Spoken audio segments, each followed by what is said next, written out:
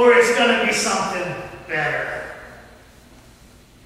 And I have seen the joy in their face, the happiness in their life, and the experience of looking at somebody that's actually being fulfilled in a way that God wanted them to do. And it right comes down to this moment where it's between the two F's. What do you do at that moment when you want something bad and it's not readily there for you? Do you choose faith or do you choose fear? I want to show you a small passage. Luke chapter 18. I'll tell you a little bit about how God illustrates this. Luke chapter 18.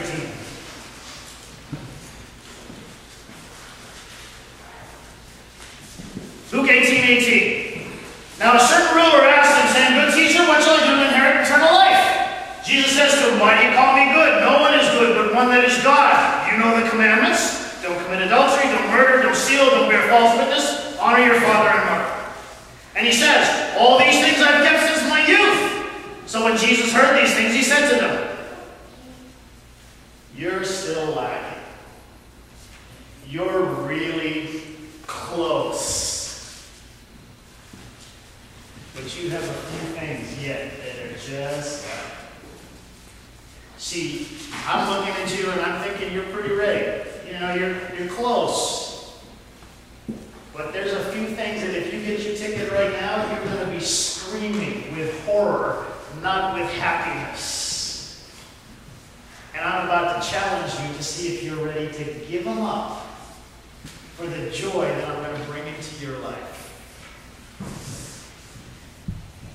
Do not steal, don't bear false witness, honor your father and mother. He said, All these things I've kept from my youth. And when Jesus heard these things, he said to them, You still lack one thing. Sell all that you have and distribute it to the poor, and you will have treasure in heaven, and come follow me. And when he heard this, he became very sorrowful, for he was very rich. So here's the passage. This rich young ruler that we know in the context of there comes from a fairly wealthy family. This kid has known privilege his whole life. It's kind of the flip side of us that think of, you know, you always want something but you don't get it. He has had everything he's ever wanted. He has known no poverty. He has known no want. He has simply thought it up and it has appeared before him. He's seen it on the TV and ordered it online. He has wanted to be this and that's what he became. He had everything he could possibly want. And it wasn't enough for him. We know that because now he's coming to Christ himself and asking, hey, what do I got to do to be in eternity? Because although I've been on the earth and everything's been bestowed upon me and I've known the joy of plenty, I am still longing for something. It isn't enough. It really isn't.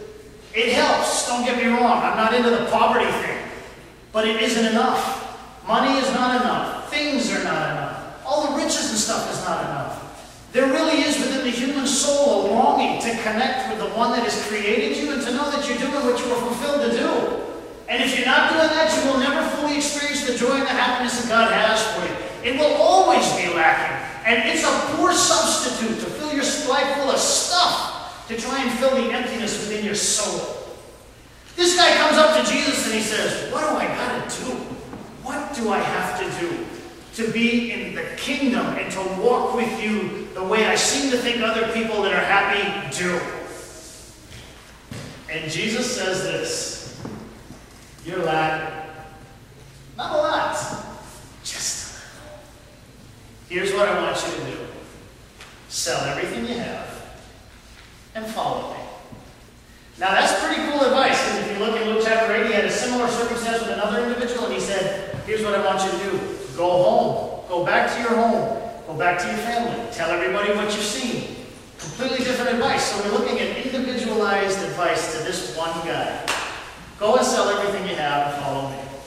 Here's what the ruler goes through. Faith, fear. He's being challenged by God. Ever had that happen in your life? Ever come to the point where God is saying, which way you're going to choose? Because God is saying, do you trust me? Do you believe? Do you honestly know that if I'm asking you to give it all away and let it go right now, that I'm not going to replace it with something better eventually? Do you know that even in those relationships you're in that may be kind of tough to do, if you let go, eventually everything will work itself out, or if you let go of whatever it is that you own that's taking possession of you and crippling your life, or whether you just release and let go and submit to me. Do you trust me enough to know that I'm going to make you happy by giving you what you want or something better when I know that you're not lacking? Or do you come over here and you say to yourself, if I lose my things, and I lose my stuff, and I lose those things that give me security, how am I going to live? What am I going to do? How can I face the loneliness anymore? What's going to become of me? I can't do this. I'm not strong enough. No way can I do that. And I begin now to make bad choices to guard what I have, instead of making the right choice to let it go and let God provide. You see the crucial moment this guy's going through? It's a decision every one of us makes, if not on a daily basis, at least once a week. And I'm telling you, there's a couple of times in your life where that decision will determine your destiny for the rest of your days. There are times where if you make one or two choices out of fear, it alters the entire course of your life. And if you make one or two critical choices out of faith, it does the same for the better. That's just how important that moment is when you decide between the two F's. This guy says, what do I got to do? Jesus says to him, that's easy. You got to do this right, you got to do that, you got to do that. And he's getting all excited, thinking, well, wait a minute, I'm doing that now. I do all that stuff already, so I'm on my way. And he says, right, you're that close. That close. What horror to be that close and miss it. Because that's what was happening here. He says, you are really close, you just lack one more thing, because I happen to know you. And your stuff has taken possession of you. You are no longer in possession of your stuff. Let it all go. Come follow me and trust me. You'll be so much happier if that's what you're looking for. Now, I'm not advocating that everybody sell all their stuff unless you're ready to write me a check and deposit it in my account, which ain't a bad idea if you really want to consider it. But otherwise, I am saying this. There are times where you have to search your soul and ask yourself, what is it I am afraid of? What are my fears that cause me to make poor choices? What are the things that I'm dwelling too much on this side instead of this side? And what are those things that God's challenging you with right now? Because He will, I guarantee you He will. He will push you to face what you're afraid of. Absolutely push you to face what you're afraid of. And you have to make that crucial decision.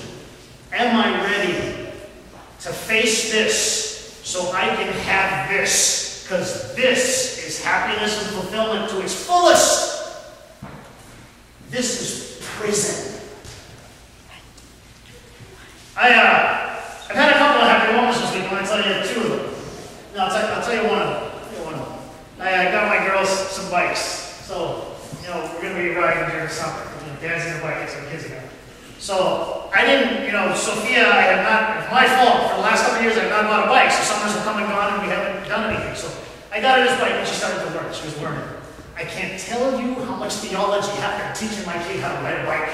I was thinking about all you guys while I was teaching my kid how to ride a bike because I was thinking, whoa, this is how God works with me. That little girl is on her bike and she wants to ride the thing. I want her to ride the thing. I want us to go riding together. And she's starting to ride. She's pedaling. She's really trying. But she's afraid of falling. Because she's afraid of